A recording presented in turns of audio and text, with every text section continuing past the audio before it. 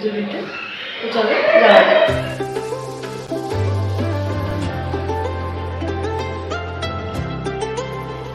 আগের ব্লগটাতে তোমরা দেখেছো কালকে আমরা দেওঘরে অনেকগুলো জায়গা ঘুরেছি। না দেখলে অবশ্যই আগের ব্লগটা দেখে নিও। আজকে আমরা সকাল সকাল বেরিয়ে পড়েছি বাবা বৈদ্যনাথ ধাম মন্দিরে পুজো দেওয়ার জন্য।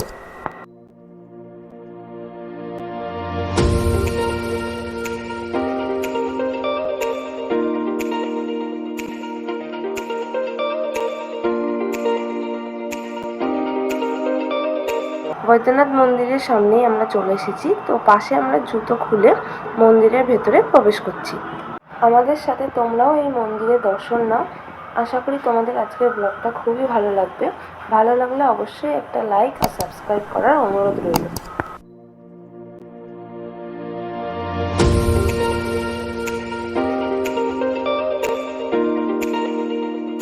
মন্দিরের ভেতরে ঢোকার জন্য বিশাল বড় লম্বা লাইন পড়েছিল।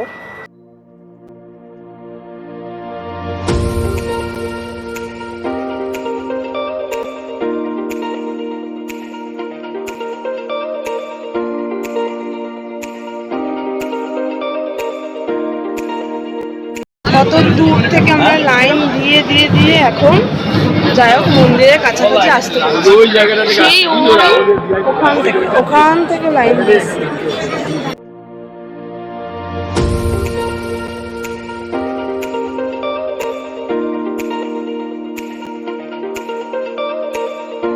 প্রায় 50 মিনিট লাইনে দাঁড়িয়ে অবশেষে আমরা এখন মন্দিরের ভেতরে ঢুকবো।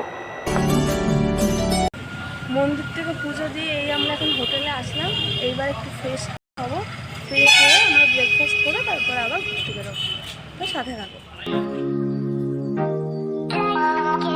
ব্রেকফাস্ট করে আমরা বেরিয়ে পড়েছি। এখন আমরা যাচ্ছি ওয়াটারফল দেখতে।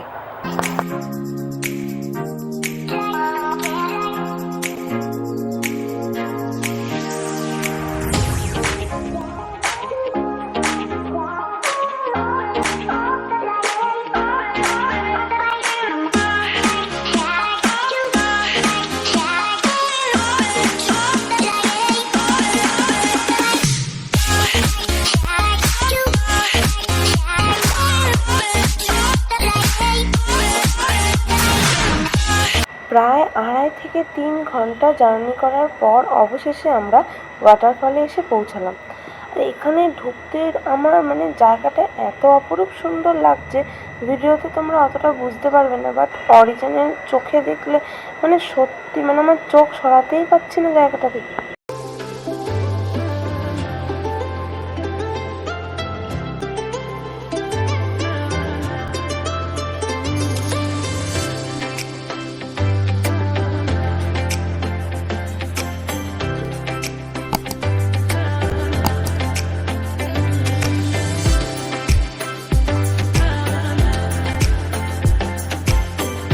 ওখানে কিছুক্ষণ থেকে তারপর আমরা বেরিয়ে পড়লাম। এখন আমরা যাচ্ছি নন্দন পাহাড়।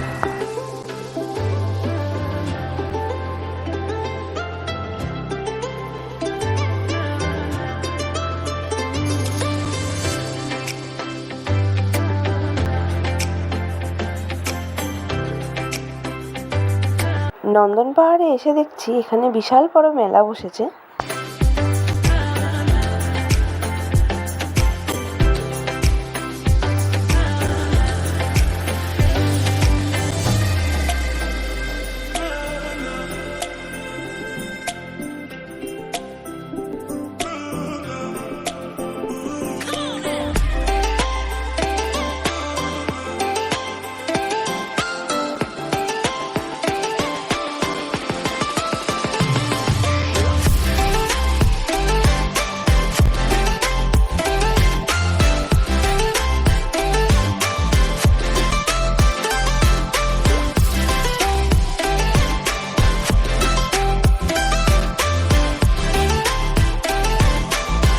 নন্দন পাহাড়ের এখানে একটা পার্ক রয়েছে। সেই পার্কে ঢোকার প্রবেশ মূল্য হলো মাত্র 10 টাকা।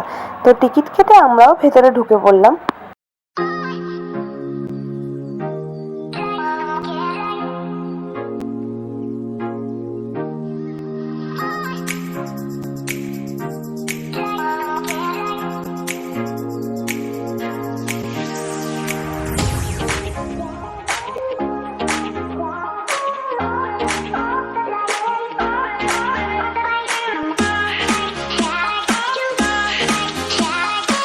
মেলা আর পার্ক ঘুরে দেখতে দেখতে কিভাবে 2 ঘন্টা কেটে গেল বুঝতেই পারলাম না।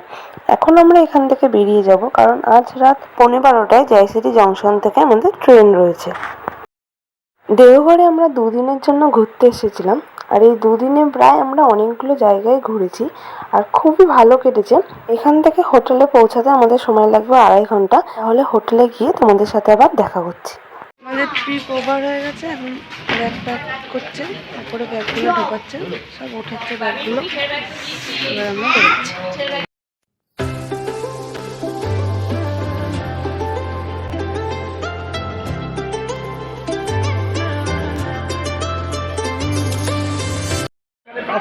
আমরা এখন হোটেল থেকে বেরিয়ে জয়সিটি জংশনে চলে এসেছি। এখন আমরা বসে আছি সব লাগেজ ফাগেজ নিয়ে সবাই। 12:15টায় আমাদের ট্রেন, ততক্ষণ স্টেশনে বসে থাকতে হবে। তো সাথে থাকো।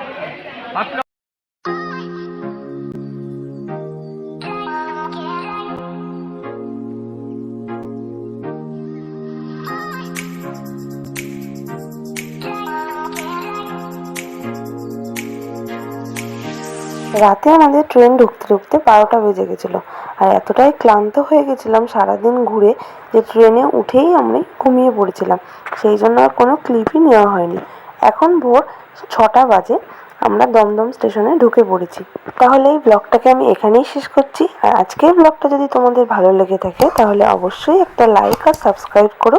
তোমাদের একটা লাইক আর সাবস্ক্রাইব আমাকে অনেকটা মোটিভেট করে। সামনে আরো ভালো ভালো ব্লগ আসতে চলেছে, তো এইভাবে আপনারা আমার সাথে থাকুন।